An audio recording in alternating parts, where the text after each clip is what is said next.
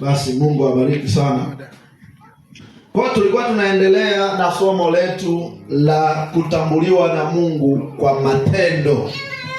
Haleluya. Amen. Tulisema kutambuliwa na Mungu kwa matendo.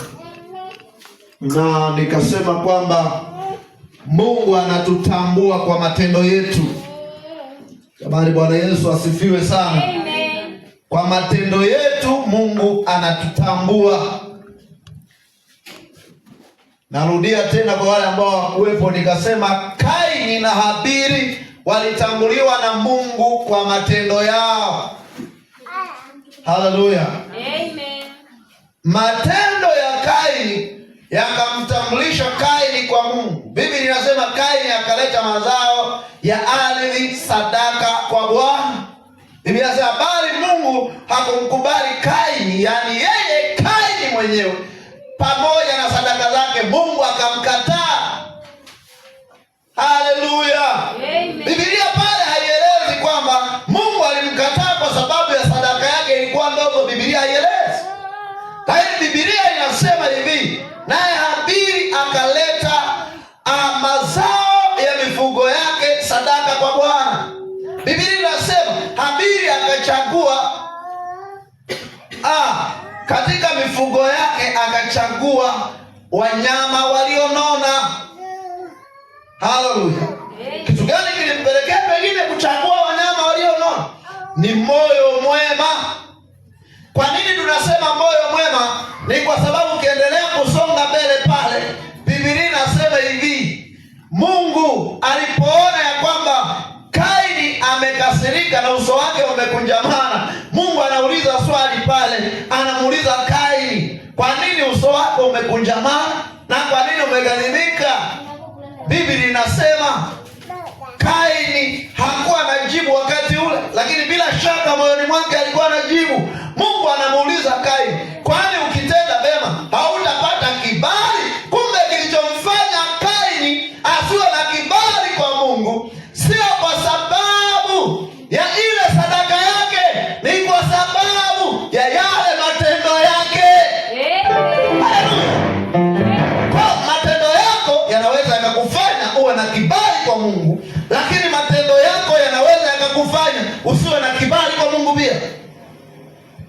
Jamani, haleluya. Kwa hiyo ninaendelea kurejea tena na tena, tunasogea mbele na somo letu. Usingatie pointi hii ya kwamba kwa matendo yako unaweza kuwavuta watu kwa Kristo. Hapa ndipo tuliishia. Lakini kwa matendo yako unaweza kuwafanya watu wasimuone Mungu au wakamkataa Mungu kabisa. Kwa matendo. Amina. Haleluya. Amen. Ni kweli wewe umesema ni Mkristo. Ni kweli wewe umesema ni Mpentekoste. Ni kweli wewe unasema umeokoka, lakini asubuhi ya leo nataka nikukumbushe ya kwamba matendo yako yanaweza yakafanya watu wakamjua Mungu mahali unapopatikana, na matendo yako yanaweza yakafanya watu wakamkataa Mungu. Haleluya. Amen. Ukisoma kitabu cha Efeso sura ya 22 pale, fungueni haraka kitabu cha Efeso sura ya 22. Na wewe uliyepata unaweza kutusaidia kusoma na ikawa baraka kabisa.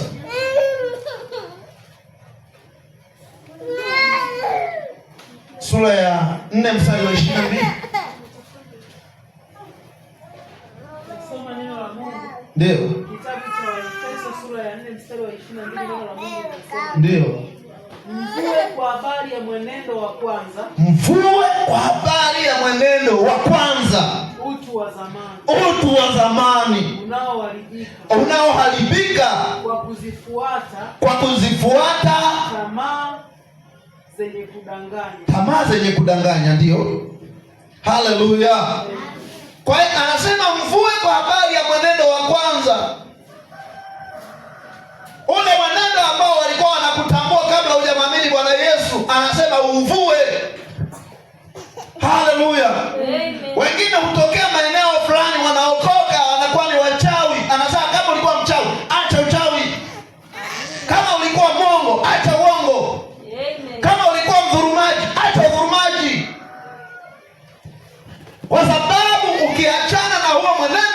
kwanza uliokuwa nao kabla, ukawa na mwenendo mpya katika Kristo Yesu.